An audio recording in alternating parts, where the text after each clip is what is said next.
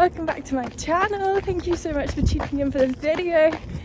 Today I'm going to take you through my training and eating for the day as an average amateur athlete training for Hyrox, just trying to do the best you can and running my own business as well. I've just started my run this morning. Gonna do about 6k, nice and steady. Okay, I'm about halfway through, feeling pretty good. Before this run, I had 5 teaspoons of honey to get me fueled for this, and some water. I would usually have something a bit bigger, like jam on toast or a bowl of Cocoa Pops, but I wanted to just get out the door because I've got a call soon. So yeah, feeling quite good. Going up a hill that I used to have to walk up, so all good.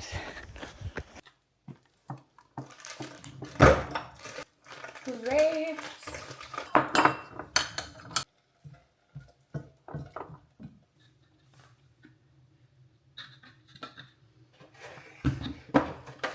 Beautiful bowl of goodness. Hello, I'm good, thank you. How are you all? Okay, that's the vibe. Okay, so my call is done. I've just taken my supplements, but I forgot to show you, so let me show you now. I had 1 free salt electrolytes with 1,000 milligrams of sodium, 6 grams of creatine, 2 capsules, which is 400 milligrams of cordyceps, and 1 omega-3, as well as beta-alanine, 6 grams of beta-alanine. You're supposed to split it into 2 lots of 3 grams to avoid the itchiness, but I just go with it. Go with the itchiness, it's fine. And yeah, that's what I'm having every day. I've just added in the cordyceps and beta-alanine, as the cordyceps is proven to help with your VO2 max, so you're basically your fitness, which is obviously going to be great for Hyrox.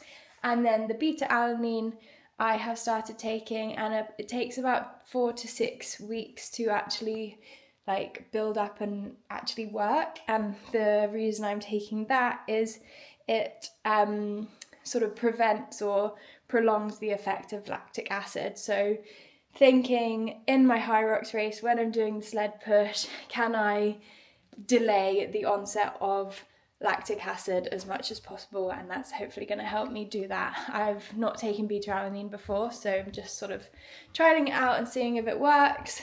So that's my supplement stack, and I'm going to get back and do a little bit more work before we head to the gym. Elite pre-workout meal.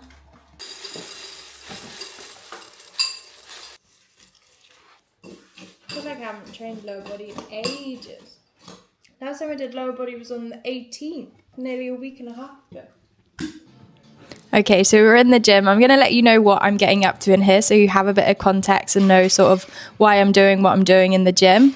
So usually I'm hitting lower body at least 2-3 times a week, and I've done this same routine for the last few months, which is also new for me as well, and I'm definitely feeling the strongest that I've ever felt. So in this warm-up, I'm doing my usual everyday all over warm up, and then I'm going into this mobility, which is something that really helps my SI joint, my sacroiliac joint, become loose for the rest of the session. Then I go into some core and some glute med activations as well to get that nice and warmed up for the session. If you don't know what this is, it's a Copenhagen plank, and it is the best exercise for core and glute med strength.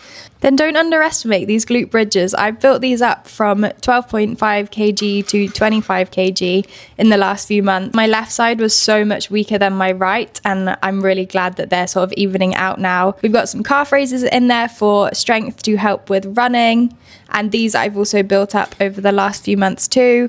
I'm mentally prepping myself here for this horrible superset that's about to come. By the way, with all these supersets, I'm doing 3 sets of each. So those first 2 exercises were a superset, and I did 3 sets of those.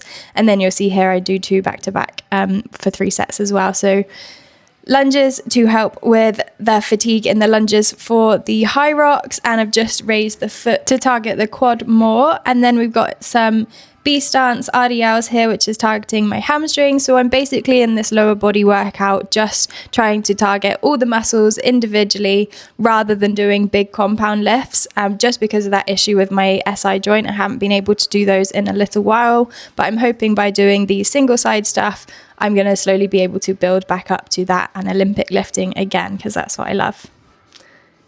The struggle of walking that big dumbbell back. Then we've got everyone's favourite Bulgarian split squats. Again, this is going to be working my glutes. It is also getting like a lot of the rest of the leg in there as well. And one thing with these is that I'm also working on my grip strength here. So I don't want to be using any grips or straps to help me hold these dumbbells, so that this will then transfer over to the farmer's carry. And you can see here in a second when I pick these dumbbells up eventually that I'm also testing out my grip strength here. Even though this is a lower body day, I really want to build that up, and it gets pretty painful. I'm trying to go for just over a minute here so that I replicate how long I'm going to be holding onto the kettlebells for the farmer's carry. And then we're going to come on to some accessory work for my shins, just to ensure that I'm not getting any shin splints. So this is working the muscle basically down the front of your shin. And then we've got some weighted clamshells, which once again is going to work my glute, and more specifically my glute med, like the side of my bum. So yeah, that concludes the gym session. Let's get back to some food. For lunch, we've got was it last night or the night before? Yesterday lunch's noodles that we just need to add a bit more protein to.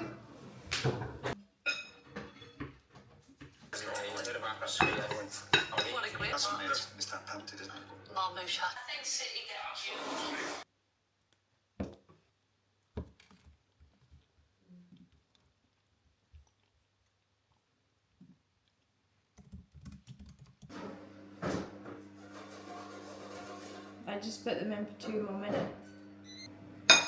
Okay, we have got rocket, roasted onion, roasted tomato, roasted chickpeas, nice little salad.